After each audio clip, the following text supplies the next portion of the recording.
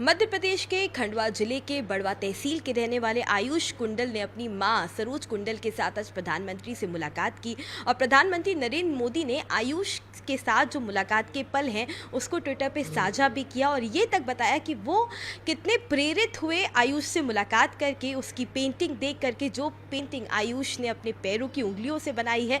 साथ ही साथ प्रधानमंत्री ने ये तक ट्विटर पे लिखा कि अब से वो आयुष को ट्विटर पे फॉलो भी कर रहे हैं। आयुष का पूरा परिवार इस वक्त हमारे साथ है, उनकी माँ सरोज भी इस वक्त हमारे साथ है।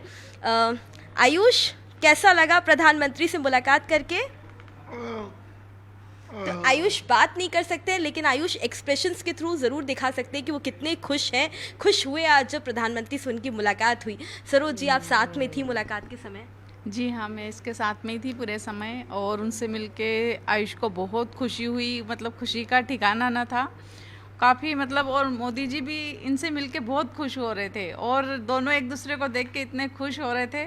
और जैसे ही हमने एंट्री करी, उन्होंने, मोदी जी ने आते से ही बोला कि आयुष, महान कलाकार आयुष आ गया है, बोले। जैसे ही आप कमरे में एंटर किए, तब से पहले प्रधानमंत्री ने ऐसे आपको संबोधित किया? हाँ, कि कलाकार आ गया, कलाकार आयुष कुंडल आ गया है, ऐसे करके आयुष को बुलाया। फिर आयुष को गले लगाया, बहुत प्यार किया और आयुष से अपनी पूछी कि तुमको खाने में क्या पसंद है। और आयुष ने बताया मेरे को गुलाब जामुन बहुत पसंद है, तो उन्होंने कहा आडवाणी जी को भी गुलाब जामुन बहुत पसंद थी और तुमको भी पसंद है। और फिर उन्होंने बोला कि वो तुमको क्या चाहिए बोलो, तो इसने बताया कि मेरे को अपना घर का मकान बनाना है। कैसे बताया सरोज जी? अभी मतलब कैसे बात कर रहे थे, कैसे प्रधानमंत्री बातचीत कर रहे थे? हाँ, ये मतलब इशारे कर रहा था उसके, फिर मैं बोल रही थी, क्योंकि ये बोल नहीं सकता पर इसके इशारे मैं समझ जाती हूँ, इसके अलावा कोई समझ नहीं पाता। बिल्कुल, एक माँ ही अपने बच्चे के एक्सप्रेशंस को समझ सकती हैं।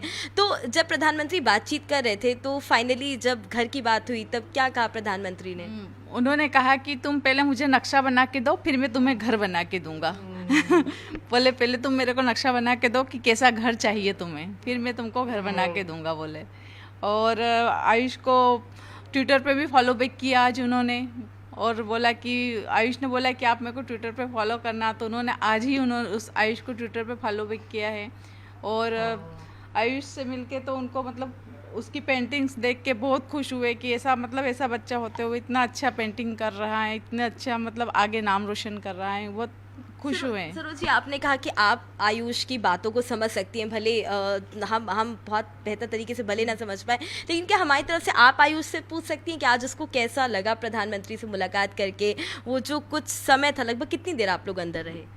हम करीबन 15 से 20 मिनट तक उनके साथ रहे। तो जो 15 से 20 मिनट का पल है वो आयुष की आंखों से तो देखिए आप समझ जाएंगे, क्योंकि वो जो खुशी है वो आयुष की आंखों में साफ झलक रही है। लेकिन क्या आप पूछ के बता सकती हैं?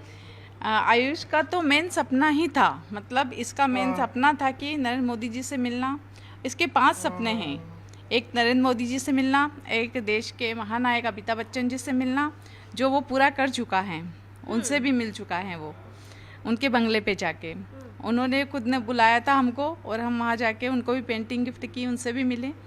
और फिर तीसरा सपना इसका है केबीसी शो में जाना, जो उसकी भी तैयारी कर रहा है। वो दिन रात पढ़ाई में लगा रहता है, मोबाइल के जरिए पढ़ाई करता है कि मेरे को केबीसी शो में जाना है। और जो 5वां सपना है इसका कि मैं खुद का अपनी मेहनत से मकान बनाऊँ, तो उसमें भी लगा रहता है कि मैं एग्जीबिशन लगाऊं और उसके जरिए मेरी पेंटिंग खरीदें और मैं पैसे इकट्ठे करके अपना मकान बनाऊंगा ऐसी, और अपनी बहनों के लिए करूंगा बहुत, मतलब। और देखिए, जैसे आयुष की माँ सरोज जी ने जैसे जिक्र किया पेंटिंग का, मैं आपको बताऊं ये परी है आयुष की बहन, और ये इनके हाथ में जो ये पेंटिंग है ये आयुष ने बनाई हुई है।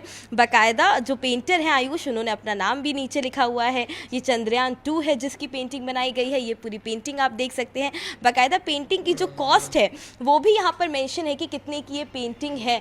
तो यानी कि इतनी 24 वर्षीय आयुष हैं, लेकिन तमाम मुश्किलों के बाद, परिस्थितियों के बाद भी किस तरह से एक खुद आत्मनिर्भर है, वो एक सबसे बड़ी चुनौतियों को पूरा करते हुए आत्मनिर्भर बने हैं।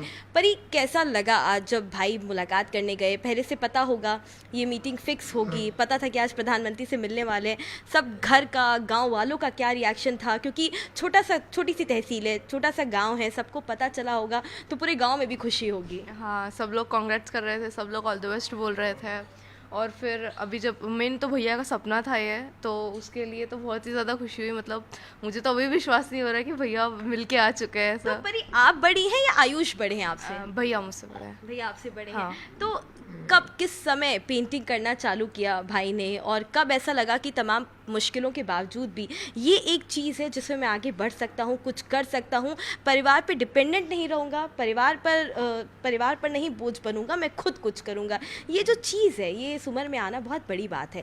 कैसे, कब से हुआ ये?